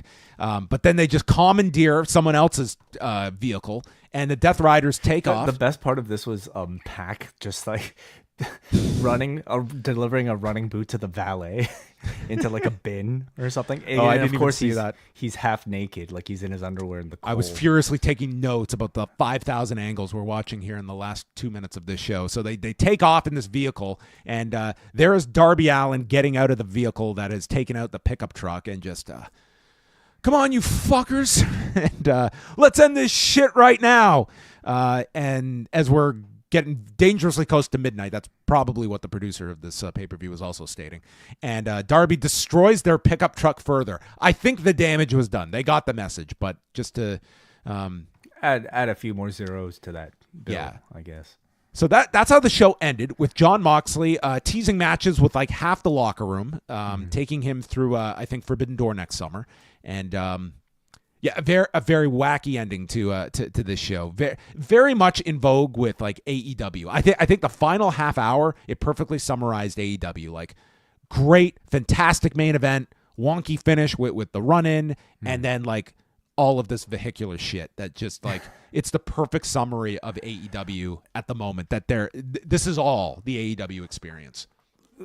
Too much at once. I thought it was too much. Yes. Yeah. Like by the end of the, like, let's pick our direction, and instead of piling on the Hangman stuff and the Jay White stuff and the Christian Cage tease and Darby takes him out with a car at the end of it, I think sometimes they look at all these different layers and it's like, yes, this makes sense. I understand why Hangman is helping Christian. I understand the Jay White involvement. Like this, I'm not saying it's illogical, but you're stacking so much on top of me that instead of having a coherent vision, like what is the match I want to see most by the end of this?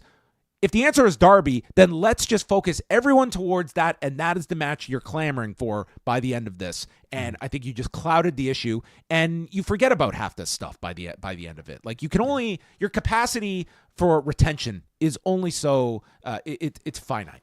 Yeah. Well, I thought Wrestle Dream ended with like that one big moment. You know, it was the death of Bryan Danielson and the rest of the roster reacting to the death of Bryan Danielson. So I think they nailed that. In this instance, I get the sense they wanted to end this one with a big thing as well. And what's bigger than one big thing? Well, multiple big things, right? And I definitely don't think like the Hangman Christian stuff was productive at all, or like I understand what they're trying to do. They want to. This is the way of maybe involving a Hangman and a Jay White and a Christian Cage into the orbit of this Death Rider story, but by the end of it, it all just kind of felt like it was a lot to process, and it also. By the end of this, whereas like I think the Danielson retirement was certainly a big newsworthy moment, this closing section of this pay-per-view teased a lot of possibly big moments coming out of it, but didn't really deliver on it. So they teased the cash-in, didn't get that. They teased, I guess, I don't know, a more significant vehicular attack from Darby Allin. In the end, didn't really do anything, right? Like, okay, like you ruined their rental car, like big deal. So in the end, like I wouldn't even say any of this was like they might have put that a down worthwhile. payment. Okay, this might have been a purchase. In the end, it didn't even feel like these angles were all that worthwhile, other than to just be able to say, okay, you've directly linked Hangman and Moxley. And in all the things you're listing off, way like it sounds like silly that I'm even bringing this up, but like this was Orange Cassidy's first AEW championship match that he had to go for the title. It was within grasp, and Wheeler Yuta ripped that away from him. And that is like completely forgotten about. Like, you're not coming out of this even thinking about like Orange Cassidy and his revenge on this guy taking this title shot away from him. Like that's just totally buried in just the sea of what we shot here at the end. And that should be a very important memory from this match. And yes, you can rehatch it on television, but like you're coming out of this, and if I'm listing like even like the top 3 takeaways of this main event, like that's not even in your top 3 things you're thinking about. It was a lot thrown out. And I just think I think sometimes you just need to kind of streamline this and have like a very clear direction. What's our pay-per-view main event next month? And we can go from there. That was Full Gear. I was still very high on this show. I don't think it was at the level I anticipated, but the highs were very high on this show. I thought in that succession of Mercedes Statlander, Jay White Hangman, and then Fletcher Ospreay, that was like almost 90 minutes of the show. And I think that was like damn near flawless. Like those 3 matches, I would highly, highly recommend. Fletcher and Ospreay might be some people's match of the year. And we don't do like ratings and stuff, but that gets my full 5. I think Takeshita and Ricochet was still very good, but it didn't hit my expectation level, and I think most would be consistent with that. And I was also very high on the main event angles and finish aside. I just thought Cassidy and Moxley were tremendous together, and I would put the main event on par with the other 3 matches I mentioned. Yeah, I think AEW continues to maintain a very high level of quality with its pay-per-views. This show just kind of furthered that to me. We always have things that we can suggest that the show could do better, and this one had those. It was plagued by a latter 90 minutes that suffered from lack of crowd reaction, and you can at this point place fingers for reasons why that is. Is it because of the build? Is it strictly because of Ospreay versus Fletcher? Whatever. Something didn't click, and it took this show from being maybe a higher rated show to one where you could definitely point to faults. But my overall feeling coming out of it was that I was very entertained. I thought there was some great wrestling on the show. I thought there was one of the best matches of the year on the show. And let's not forget Big Boom AJ versus QT Marshall, which, I mean, for a 0 hour, sometimes we choose to include them in our review, like as part of our viewing experience, and sometimes we don't. I think in this one, like, we can't help but like feel like it was not an exhausting 0 hour, and it gave us something very entertaining in it. So I think that deserves to be mentioned as well.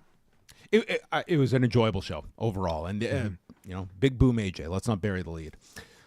All right. On that note, we are going to open it up to feedback on the forum and super chats if you want to get those in. We are not going to be doing calls tonight as we are approaching 2 a.m, but we do have pieces of feedback here. So would you like me to begin with? I'll start with a super chat here from Sal from California, who sends $5.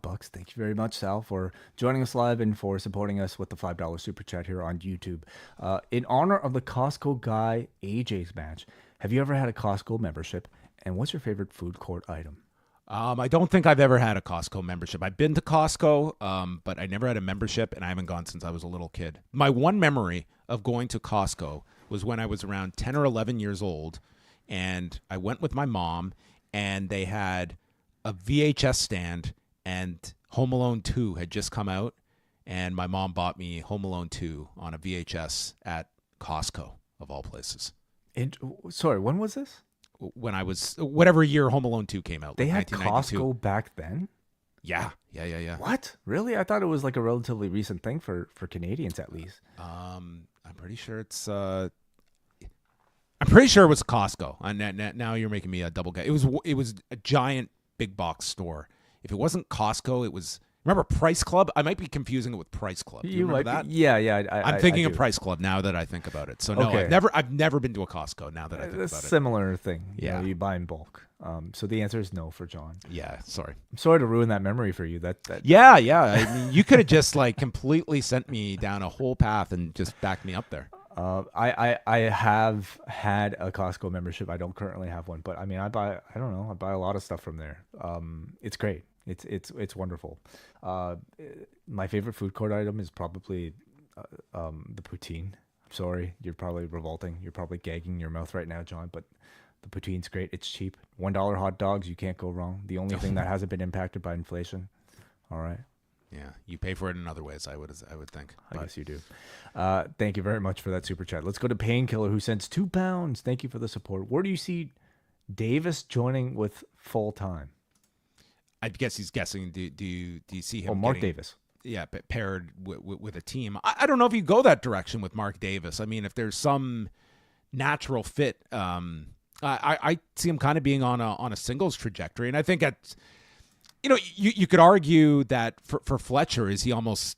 I think you have to do the match with Davis. The other thing, and they're still dangling this, is the idea that Davis ultimately sides with the Callis family. Like that's a potential too, and like for him personally, like I think that would be maybe his better option than just. What does he do with the Callis family? You at this point, I don't know if Fletcher is going to be tag teaming at all. I mean, you just look at, where do you see this guy? As a singles heel or a singles babyface? Like, we don't know. More importantly is how well they can tell this current story he's trying to tell with as a side character in this Ospreay Fletcher story. His story is that he's kind of playing Kyle O'Reilly, in that he's blaming Will Ospreay for being the one to cause Kyle Fletcher to go bad. I think they have they should be focusing on that first and foremost, like getting Mark Davis again even comfortable doing a lot more sort of like promo work and acting, and then they can maybe worry about like other things than that. So whatever side is going to help him become a more capable, comfortable on-screen performer is the side that I want him on. I personally think it'll probably be as a babyface. Thank you for that super chat. Let's go to forum.postwrestling.com. Before we do that, I just wanted to share, John Kleinchester was there at the show tonight, and he did send me just a few notes here that he observed, thought the Outrunners incredibly over live, way more than I expected. Crowd was very confused by the Acclaimed storyline. Mentioned the fact that the crowd just exploded at one of Statlander's kickouts after the 3 backstabbers. Kyle Fletcher's new entrance came off like a huge star, and says that the people he was with thought it was a bit of a step down from Full Gear 2022, which was also in Newark, but not by much. So it did sound like an enjoyable show. And John Kleinchester is also going to Bloodsport tomorrow. And we will have a report on the show Sunday night from Robert Pearson. And then Way and I are going to do a bonus show on the Post Wrestling Cafe sometime Monday afternoon, where we will go through our thoughts of Bloodsport, which MVP is off to presumably headline with Josh Barnett. That's cool. I'm looking forward to Robert Pearson's report. All right. The forum. Let's start off with Andrew from Cape Breton. Another great show. I guess one negative is the show was not in the running for one of the greatest pay-per-views in wrestling history, like most AEW shows attempt to be, but I still enjoy it. Yeah, it wasn't the greatest pay-per-view of all time, but all right. Having such a large crowd was also a good way to tell people are generally interested. Athena, Buddy Matthews, Beast Mortos, and Outrunners got a lot of great crowd support. I checked out the pre-show, loved that match with AJ and QT, very basic, as I didn't expect AJ to be this technical wizard, but it served its purpose.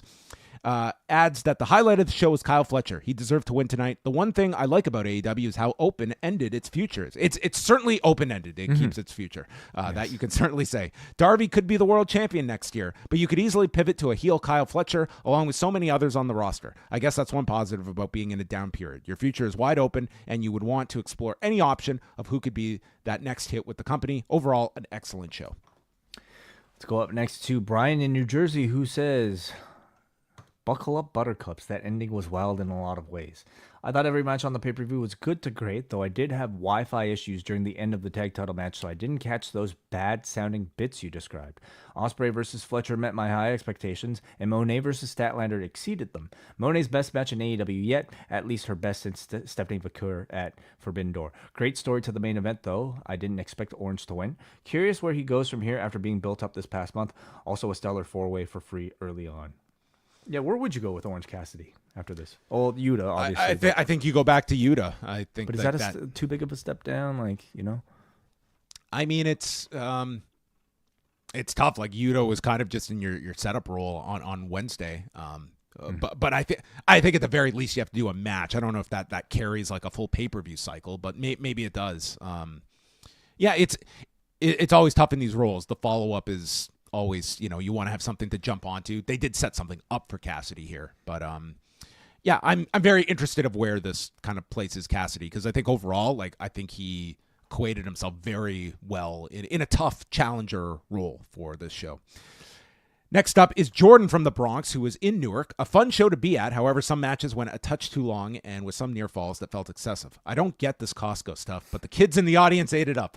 Really glad to see Kyle Fletcher going over clean. He's been built up over the last year as a singles guy, and I can easily see some mid-card titles in his future.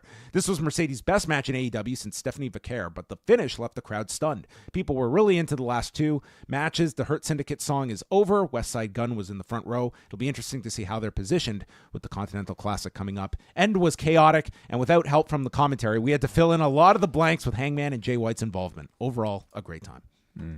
All right. Dustin from Maui. From a pro wrestling standpoint, this show was amazing. The Mercedes Statlander match and the Ospreay match was really good. In my opinion, House of Black is way too talented and underpushed to not be in the main event. Am I the only one who isn't stoked on Ricochet? I feel like compared to the Ospreay matches, the drama in the Ricochet matches is running at 50%. Yeah, if you listen to our review, you're clearly not the only one, and maybe having those matches so close in proximity kind of highlighted that, unfortunately. And I think we've seen enough to know that Takeshita isn't necessarily the weak part of that equation. So yeah, maybe a bit of a microscope on Ricochet's development coming off at the time. It also tells you as well where the expectation level is for Ricochet. Like that's like you're pretty much have to be on par on these pay-per-views with like the top wrestler in the world that's doing these consistently. Like that's like I don't think there's any higher bar that this guy has to meet than that that he's being compared to. Cody from Maine, a great show as expected. I was actually a bit more on the fence about ordering, but the 0 Hour did a great job of getting me into the mood to watch wrestling. Big Boom, AJ, and QT was fantastic for what it was and a lot of fun. Show length is always going to be a talking point with AEW pay-per-views, but I really felt the crowd burnout in this one post-Ospreay Fletcher. That's the risk with such a phenomenal match in the middle of the card. Perry and Garcia and even Takeshita Ricochet really suffered as a result. Credit to Moxley and Orange for the main event. I think the best you can hope for is the big one near fall that people bite on. I feel like they succeeded in that task. Okay, that's interesting. So I didn't feel like the length of the show was as much on my mind for this one as prior shows, even though it did, you can argue, play a big part in the overall perception of the show with some of the down periods of the card. Do you think this would have been a better show if an hour was cut out of it somehow? I mean, you'd be cutting out at that point like 3 or 4 matches, like towards the beginning probably. I didn't really have any issue with like the length of the show. This was also a show where they really relied on a lot of like singles matches as well. Like there wasn't like the big multi-mans outside of the tag title match. Like they kept this to a lot of like single focused programs and giving them a lot of time. I think you can look up and down, like after the Mercedes match, like you had Swerve and Lashley that went like 13, but like other than that, those last like 6-7 matches, nothing was going under 18. Like everyone got their time, and I mean you'd have the argument the other way if they didn't get their enough time. But I don't know. I didn't have a big issue with the length tonight. That wasn't a problem for me. I mean, hindsight being 2020, I think like Garcia versus Perry would have been a really great TV main event, especially like just to maybe, because I don't think it was selling any extra pay-per-views. I think Garcia winning the championship on TV would have been just as big of a moment, if not bigger, with him getting the sole focus. I think Ricochet Takeshita could have been saved. Like we came out of Wednesday, I think like you were pretty stoked for the pay-per-view, and like no one's going to be saying no to a Takeshita Ricochet match, but if you're announcing it like 2 days before online, you've built this up. That could have been a big TV main or hold it off for something more, but they felt this show needed it. And this is, their pay-per-views. It's a very different, form of revenue we're talking about versus like the WWE model where, this is still a major moneymaker for them and convincing people to buy these shows. You're going to throw everything at these cards. So, there is a different level of thinking, and the fact that you're asking people to spend $50 on this show. All right. Last one here. Is this you or me? I'll go. Okay. This is from Bruce Lord, our New Japan reviewer. He says, like you guys, I love the build to Fletcher and Ospreay and love that match. And on the other hand, I hated the build to Statlander and Moné and love that match as well. I feel like that's AEW in a nutshell right now. There are some things on the TV that really work, and there are some things on TV which exemplify the sort of programming AEW was designed to be an alternative to, but the pay-per-views still deliver, and I think attendance reflects that. I have two main reactions coming out of this show. Regardless of match quality, high-profile and decisive wins for Fletcher and Garcia are great to see. I think you can go back to Fletcher and Ospreay at the drop of a hat whenever the time is right, and I don't think I'm alone in thinking that, regardless of TK's faith in him. This heavily overbooked presentation of Perry wasn't working. We'll see what he can get going with Tsuji in a more restrained promotional style, I guess, but as the vestigial nub of the new elite, I think he needs to have I hope that's his new nickname coming out of this. I think he needs to have the page turned in AEW. Depending on how long you want to have Mox holding the title, I think you're beginning to build Garcia as a sort of future face of the company who could be a credible challenger to him half a year or even a year from now. Speaking of Mox, while the finish of the main event and the post-match seemed to be a bit convoluted, I did like what it seemed to point to. Sure, Darby is presumably your next title challenger, and there's a clear story for the rematch, but maybe more importantly, as awkward as the Hangman Christian White run-ins were, we now have the Death Riders coming into conflict with the entirety of the roster and not just being sequestered off to a portion of the mid-card. You guys were joking about Mox's takeover of the Superstation being just a single appearance, and I think that's something that needs to be addressed if you want this title reign and this faction to be as impactful as possible. Yeah, that is definitely the positive coming out of that segment. Now putting, main players like Hangman and Jay White and I guess Christian, into orbit with this Death Riders thing. But did it have to happen in the fashion that it did? Yeah, and I mean, it's like you're coming out of this, and I think your expectation is that like Darby will be in this immediate position for the next big title challenge, and where you have, again, I think it could have been actually to their benefit if they had like these brackets out there for the Continental Classic and how everyone is gunning for this big tournament. Like, I'm sure they're going to announce things before we tune in on Wednesday, but just the idea this tournament is starting on Wednesday and we don't know one thing about any of this, like who's involved, what we'll you're getting. In a few hours. They're announcing it on Sunday. Oh, did they state that? Apparently on Saturday, Shivani announced it. So, yeah, they're calling it Selection Sunday or something like that. Okay, well, this was quite the well-kept secret on tonight's broadcast because I never heard that tonight. Yeah, I missed it too. Okay, Selection Sunday. I mean, Selection Special. Okay, hosted by Tony. But I mean, your point stands. Like what is it? No, like 3 days? I think you want to get this out like a week or two in advance. Like it gives people like plenty of time, and I hope they get like the schedule out. Like that was a big complaint people had last year, is just like, is this match going to happen? And yeah, we will see how it's rolled out. Like this stuff is things that your audience can get really engaged in. And this is a roster that you can make so many of these incredible matches with. So let's maximize the value of presenting these matches and give some lead up, and you have stakes attached to every single match. And it was a really well-received tournament last year. So anyway, that will be the focus of television over the next month or so. And we are going to sign off, but we are going to be back on Monday. So a doubleheader. We will be on the cafe chatting about Bloodsport 12. So head on over, postwrestlingcafe.com. $6 gets you 30 days access and a chance to listen to all of our multiple shows that come out each and every week. We've got the Bloodsport review this week, a Rewind Away covering TNA Turning Point from 2009, plus Rewind to SmackDown, plus Collision Course, ad-free editions of our shows, so much more up at the Post Wrestling Cafe. And just announced from Patreon themselves, there is now the ability to gift memberships, perfect for, I guess, the holiday season. If somebody's listening to this right now with a loved one who knows that maybe they could, use perhaps a bit of extra programming from us in their lives and to support our station, go to postwrestling.com/gift.